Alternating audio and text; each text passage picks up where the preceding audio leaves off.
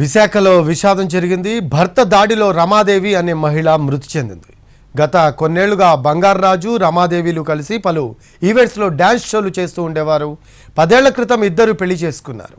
అయితే ఇద్దరి మధ్య గత కొంతకాలంగా గొడవలు జరుగుతున్నట్లు చెబుతూ ఉన్నారు స్థానికులు. భర్త చేసిన దాడిలో రమాదేవి తలకు బలమైన గాయమైంది.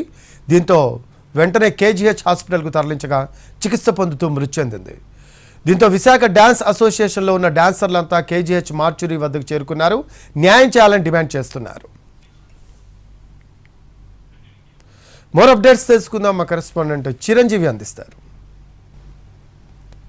విశాఖలో డాన్సర్ రమాదేవి చికిత్స పొందుతూ చనిపోయింది. భార్యాభర్తల మధ్య కొన్ని రోజుల నుంచి కూడా గొడవలు ఉన్నాయి. ఈ నేపథ్యంలోనే ఆమె పుట్టింటికి వెళ్ళిపోవడం, తర్వాత వెంట వెళ్ళి ఆమె మీద చేయి చేసుకున్నటువంటి భర్త ఎవరైతే ఉన్నారో అతను ప్రస్తుతం ఏదైతే ఈ ఘటనకు సంబంధించి అతని మీద కూడా కేసు నమోదు చేసుకుని దర్యాప్తు చేస్తున్నారు. అసలు ఈ కేసుకి సంబంధించి ఏం జరిగింది ఏంటనేది ప్రస్తుతం విశాఖ కేజీహెచ్ మార్చురీ వద్దకు డాన్సర్లు అంతా కూడా వచ్చారు. వాళ్ళతో మాట్లాడే ప్రయత్నం చేద్దాం. ఏం జరిగిందండి? వీళ్ళిద్దరూ ఎప్పటి నుంచి వైఫ్ అండ్ హస్బెండ్ ఉంటారు? వీళ్ళిద్దరి మధ్య ఎలా ఉండేది రిలేషన్? వీళ్ళిద్దరికి పెళ్ళయి గత 10 సంవత్సరాలు అవుతుందండి. ఇద్దరు కూడా చాలా బాగుండేవారు. ఇద్దరు డాన్సర్లే, చక్కగా చేసుకుండేవారు, బాగానే ఉండేవారు. తర్వాత ఇద్దరికి ఫైనాన్షియల్గా ఏదో గత 3 నెలల నుంచి చిన్న ఇష్యూస్ అవుతున్నాయి. సో ఫైనల్గా స్టేషన్కి వెళ్ళి సెటిల్ అవుదాం అనుకున్నారు. ఇద్దరి మధ్య ఒకరి మీద ఒకరికి కోపాలు పెరిగి ఇద్దరు మాట అనుకొని అబ్బాయి టక్కమని ఇలాగ అనగానే అమ్మాయి అన్ఫార్చునేట్లీ ఫోల్కి తగిలిసిందండి. ఎంతమంది వీళ్ళకి ఎంతమంది పిల్లలు ఉన్నారు? అంటే డాన్స్ ఈవెంట్లు అందరూ కూడా ఎలా ఉండేవాళ్ళు? డాన్స్ ఈవెంట్లో ఇంకా చెప్పవసరం లేదండి. చాలా చక్కగా ఉండేవారు. మాకు ఈ 10 సంవత్సరాలు, నాకు తెలిసి 15 సంవత్సరాలు నాకు పరిచయం. ఇద్దరు బాగుండేవారు, చాలా అన్యోన్యంగా ఉండేవారు. వీళ్ళకి 2 పిల్లలండి. సంవత్సరం 3 నెలలు బాబోకులు, 4 సంవత్సరాలు బాబోకులు. ఎవరు అలా చంపరు కూడా పిల్లాన్ని. సో జరిగింది అలాగా. ఏదైనా జరిగినా మేము చట్టపరంగా వెళ్తామని డిపార్ట్మెంట్ వాళ్ళు అంటున్నారు. ఓఎస్ఎస్ ఫర్టిలిటీలో అమ్మ నాన్నలకి పర్సనలైజ్ ట్రీట్మెంట్ ఇచ్చారు. In the good hands of science. Mummy daddy అవ్వాలంటే ఓఎస్ఎస్ కి కాల్ చేయండి.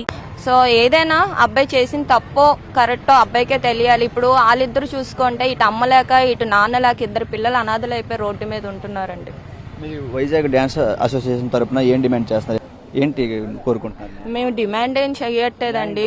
న్యాయంగా ఏం కోరుకుంటున్నామంటే అబ్బాయికి ఏదో కొంచెం శిక్ష ఏదో తగ్గించి ఆ 2 పిల్లలకి తండ్రి ప్రేమైనా అందిస్తారనుకొని చట్టాన్ని మేము అదే కోరుకుంటున్నాం.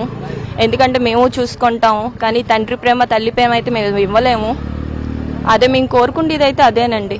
మేమందరం ఒకటే అడుగుతున్నామండి, శిక్ష తగ్గించి కొంచెం ఎంత అంటే అంత కాకపోయినా పిల్లలకి ఎంత తొందరగా తండ్రిని దగ్గర చేస్తే అంత మంచిది. మేమందరం అది ఒకటే అడుగుతాం, ఇంకేం అడగట్లేదు.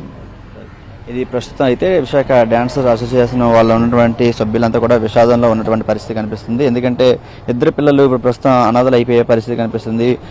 క్షణికావేశంలో జరిగినటువంటి ఘటనలో డాన్సర్ రమాదేవి చికిత్స పొందుతూ చనిపోయినటువంటి పరిస్థితి కనిపిస్తుంది. ఈ నేపథ్యంలోనే ప్రస్తుతం విశాఖ కేజీహెచ్ మార్చురీ వద్ద ఆమె మృతదేహానికి పోస్ట్ మార్టం కూడా జరుగుతున్నటువంటి పరిస్థితి కనిపిస్తుంది. ఏదేమైనప్పటికీ క్షణికావేశంలో జరిగినటువంటి ఈ ఘటనలో బాధాకరమైన విషయం ఏంటంటే డాన్సర్ రమాదేవి చనిపోయడం, తర్వాత భర్త కూడా ప్రస్తుతం అతని మీద కేసు ఫైల్ అవ్వడం, 2 పిల్లలు కూడా అనాథలుగా మిగిలిపోయినటువంటి పరిస్థితి కనిపిస్తుంది.